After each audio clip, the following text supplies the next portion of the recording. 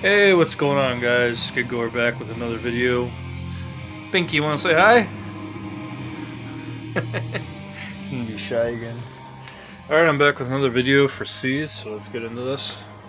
First up for the C's, we have a really good crocodile movie called Crawl. I absolutely love this movie. Unbelievable. For a couple scenes, actually a lot of scenes, they actually use real crocodiles, I believe. But what a great story.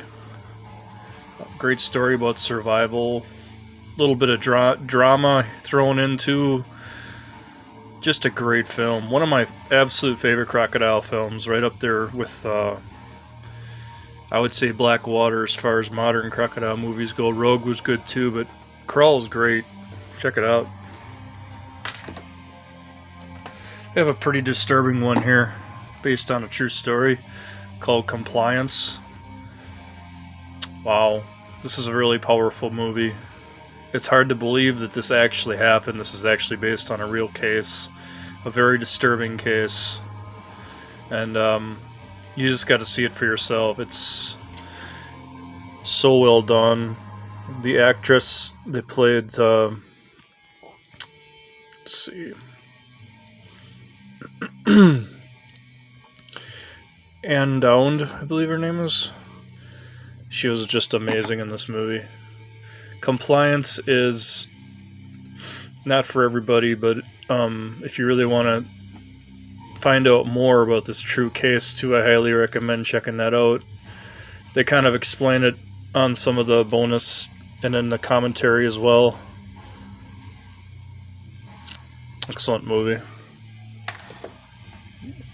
It's hard to believe she actually went through all that. My absolute favorite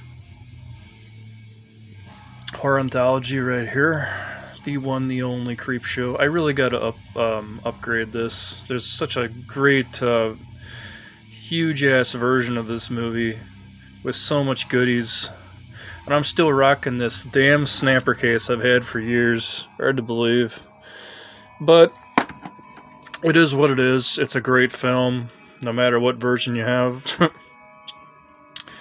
Leslie Nielsen is such a great as a creep that gets his in the end. Definitely based on the EC Comics, the great EC Comics that inspired Romero and King as youngsters. It just really shows the cockroach story. Oh man, that is just some of Savini's greatest work. I love it. And you get three great horror minds: Tom Savini, George Romero, and Stephen King all together. Unbelievable. Never been surpassed. I do love the Creepshow series as well, the TV series as well. But yeah, such a great film. Where's my cake, Bedelia? It's Father's Day. Classic. I really got to get that mask from Trick or Treat Studios. Oh, we have another classic here, Candyman. It's pretty much solidified Tony Todd's place in the Horror Hall of Fame right here. Just his voice. Oh man, so creepy. And of course, filmed in Cabrini Green, Chicago, which is now gone now, but I do remember Cabrini Green. Just adds more terror to it, really does. This is a pretty cool version of it. I mean, it's kind of a cheaper version. I know I think Scream Factory released a really good version of this. I should upgrade. I mean, I'd be upgrading every fucking movie I own if I had to, but I just don't have the money, and I really don't like buying the same movies twice. But there are some movies I'd make an exception. I think Candyman would be one of those. But Candyman is a great film. Absolutely. I would love to meet Tony Todd. Great film by Guillermo del Toro, one of his earlier films, Cronos. Very unique take on vampirism. And this is the version to get, the Criterion version. Just loaded. I love that Guillermo del Toro is very much inspired by the classic Universal monsters and just classic horror films. and you can really see it in his work. Kronos is great. One of my absolute favorite ghost story movies right here. The Changeling. Another snapper case. What the hell is this? But yeah, this is George C. Scott's masterpiece. I really loved him in Exorcist 3 as well, but he is just so... He's such a pitiful human being after losing his wife and daughter in that horrific crash, and your heart just goes out to him. Just unbelievable performance by George C. Scott. And Melvin Douglas as well, who was also in The Old Dark House. Such a great film. The wheelchair scene everyone talks about. Definitely inspired later J-horror movies like Ringu and Ju-on, especially that scene with the boy coming up from the ground. Still a creepy movie. Still can creep you out. That movie is the definition of atmosphere as far as I'm concerned. We have a Canadian slasher classic, Curtains. So glad that Synapse gave this such a great release after being pretty much DVD obscurity for so many years. It's a great release.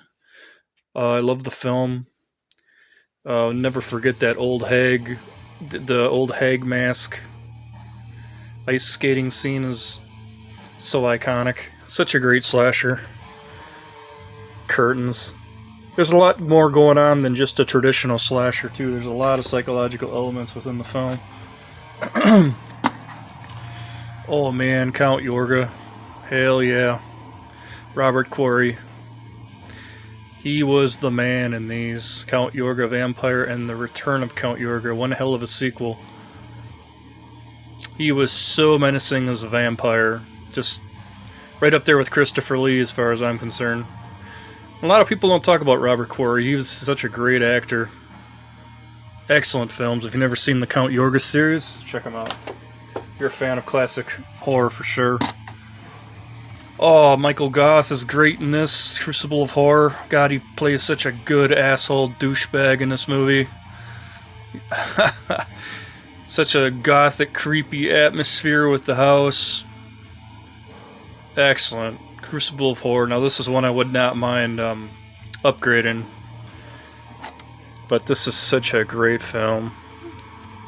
Michael Goth, everyone, he's mostly known for being Batman's butler Alfred, but he really did a lot of awesome-ass horror roles. I guess you could say in his younger days. One that comes to mind, obviously, is The Horror of Dracula and Horrors of the Black Museum. He was great in that as well. So that is Crucible of Horror. This is based on a very disturbing case that happened. Very, very disturbing case. Very disturbing film. Definitely not for everybody. One of the movies that will scar you. It will scar you. I believe this has been re-released. This is the original one on Unearth Films. I think it's out of print now, but you can still find it if you look, but only if you really want to. Like I said, this is based on a very, very infamous cannibal case. This guy basically tried to find somebody that would be willing to eat him. You're trying to find somebody who's willing to have sacrificed themselves for him to eat. And it is just... wow, man. That's nuts. Cannibal. That's not one for the family, for sure. And, of course, I have another City of the Living Dead. This is one I was trying to look for in the last update, I believe. This is a little better one. Cool cover. I always prefer the original badass cover of Gates of Hell, but yeah, either way you slice it. Flying maggots, hanging priests, regurgitation city. Oh man, Fulci lives for sure. That's probably one of my favorite Fulci, if not my favorite Fulci films. You have a real classic here from, let's see, 1927, going way back here, with The Cat and the Canary. Such a great classic, silent classic, right up there with Nosferatu and Hexa, Witchcraft of the Ages, Cabinet of Dr. Caligari, He Who Laughs, movies like that, movies with really good atmosphere. I believe this movie pretty much solidified the whole dark house aspect of horror. And there's a lot of slapstick comedy elements within it as well. It's not all just horror. There's a lot going on, but a lot of slapstick comedy mixed in with horror and dread. A great film, though. Definitely inspired James Whale's later film, The Old Dark House of Boris Karloff. We have a lot of classics in here. From the Val Lewton horror double feature, Cat People and Curse of the Cat People. Val Lewton, Fear of the Unknown. That's what he was known for. Basically, you use your mind, a lot of psychological elements within his films. And these are definitely first round knockouts. Robert Wise, a legend. This might be my favorite Paul Naschy film, with him as Waldemar Daninsky werewolf role. This is Curse of the Devil. This is an amazing satanic panic 70s classic werewolf film. Just like Lycanthropy Madness. I love the gore. The special effects are just amazing. Maybe a bit cheesy for some people's standards, but I love it. I love the classic werewolf transformations that Paul Naschy did in these films. They're just so groundbreaking. Yeah, this is such a great movie. One of my absolute favorites, Curse of the Devil.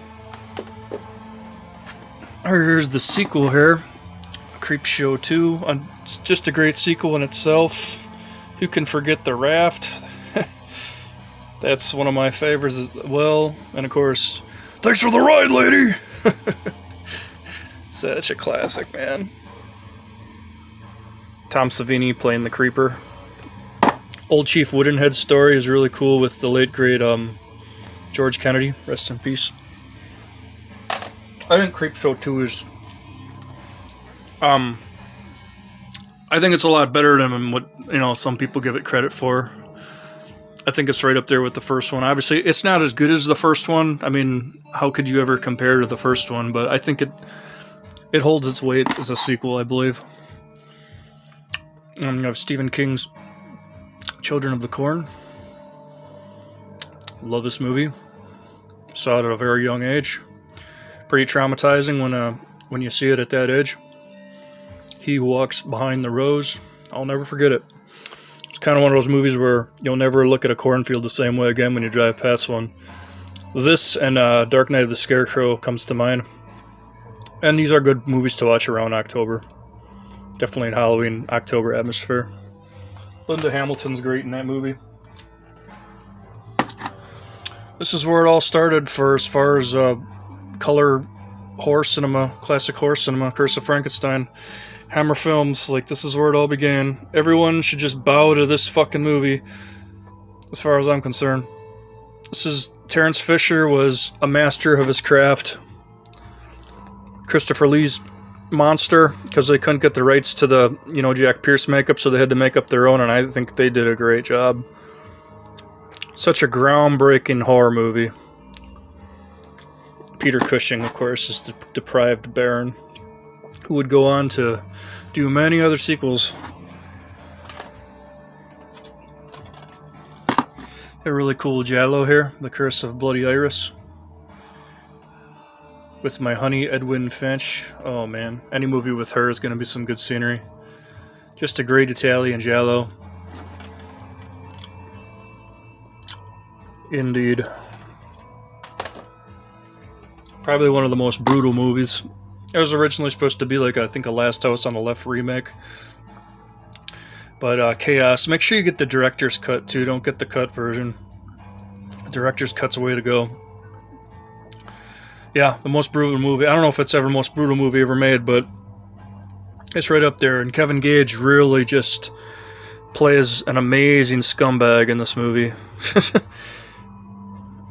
Amazing. Rest in peace, Shag Stallone as well.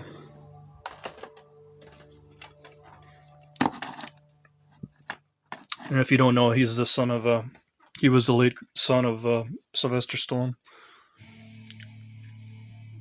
Class of Nuke 'Em High. God, such a classic. Lloyd Kaufman at his best.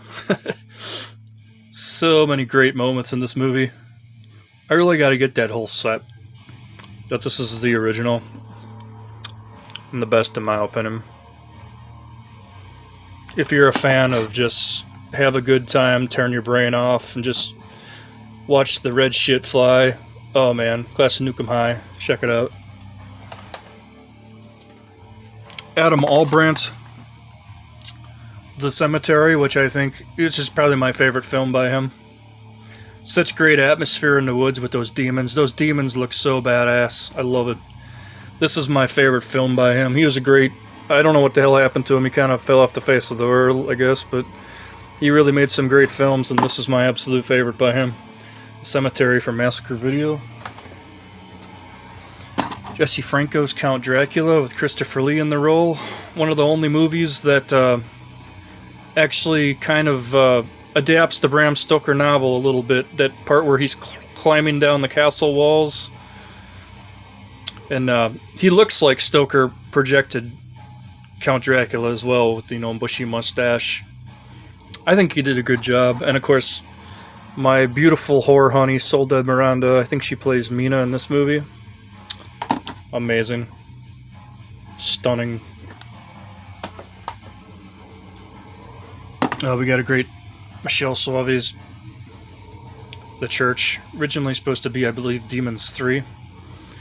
Just a great film in itself. Arthur Kennedy just trying to... Oh man, Arthur Kennedy's always great in anything he does. My favorite film with him is probably Let Sleeping Corpses Lie, where he plays that dick cop, you know? But he is great in this as a priest. I absolutely love The Church. Great film. Christopher Walken, classic here, The Communion. Great alien abduction film. Right up there with like Fire in the Sky. Great film. Another Hammer classic here. Countess Dracula and Vampire Lovers, a great double feature. Starring the beautiful, late great Ygritte Pitt. Oh man, and Peter Cushing is the general in Vampire Lovers. And Countess Dracula obviously is loosely based on Elizabeth Bathory's story. Two great films from Hammer for sure.